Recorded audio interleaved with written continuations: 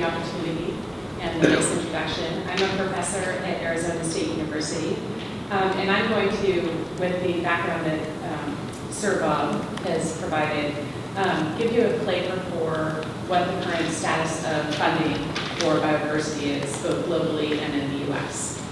So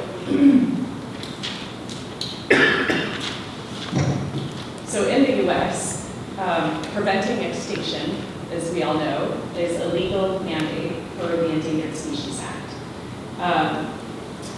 The issue is that the resources that are allocated towards endangered species are both insufficient and they also are disproportionately allocated among species.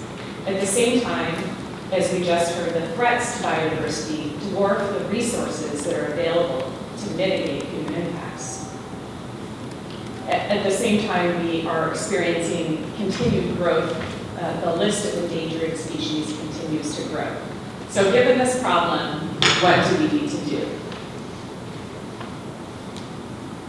The short answer is that we need adequate funding for recovery of endangered species. This is a figure from a recent paper that was published in Nature, showing data for all over the world, globally. There's a strong relationship, a statistically significant relationship between biodiversity decline and conservation spending. Now, with this relationship, we can actually predict for a given level of investment in a particular geography what you're going to gain in terms of biodiversity recovery.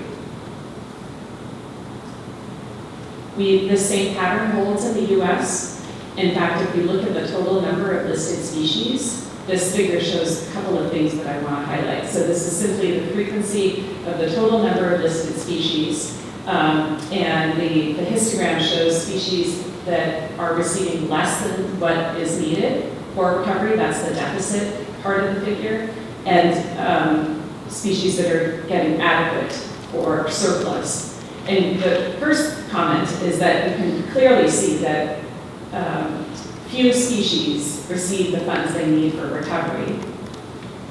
And we see that the species that are allocated less than deemed recovery, or the species that are allocated less than needed for recovery are mostly declining. You see that bar for declining in the deficit category is significant.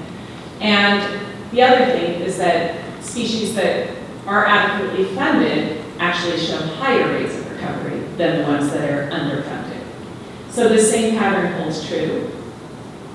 And this pattern applies across taxonomic groups. This is a figure showing the number of species that are listed across taxa, from plants to fish to mammals to amphibians. And this figure shows that the blue bars, the blue part of this figure, most species are underfunded. For each, there are some exceptions that are adequately or, quote, overfunded.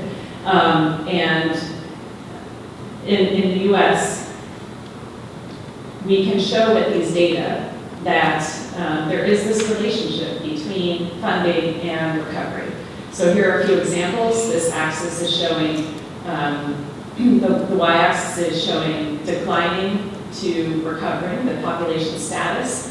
And then this is plotted against the funding that is allocated over the actual budget. So we have examples, many species like this Cory cactus in Arizona that are receiving a very small fraction of what is needed to achieve recovery objectives. In contrast, the species like the Lisbell's Garrio that is fully funded more likely show signs of recovery. So it's as simple as if we want to recover species, we actually have to provide funding to implement recovery actions. So to give you a context for what these costs include, so globally, the most recent estimate, or a robust estimate, is $76 billion per year is needed to protect biodiversity. Now, for context, this is less than 0.01% of the annual GDP. So for this small fraction of the GDP, we can protect global biodiversity. In the US, this cost is over $1.2 billion.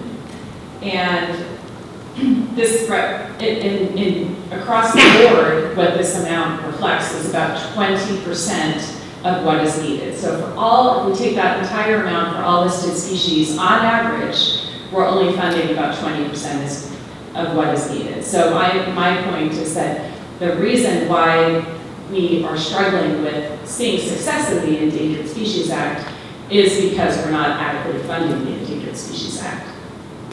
As an example, the agency that is largely responsible for recovery for endangered species, the U.S. Fish and Wildlife Service, received only half of the $486 million per year that they needed to implement the Endangered Species Act.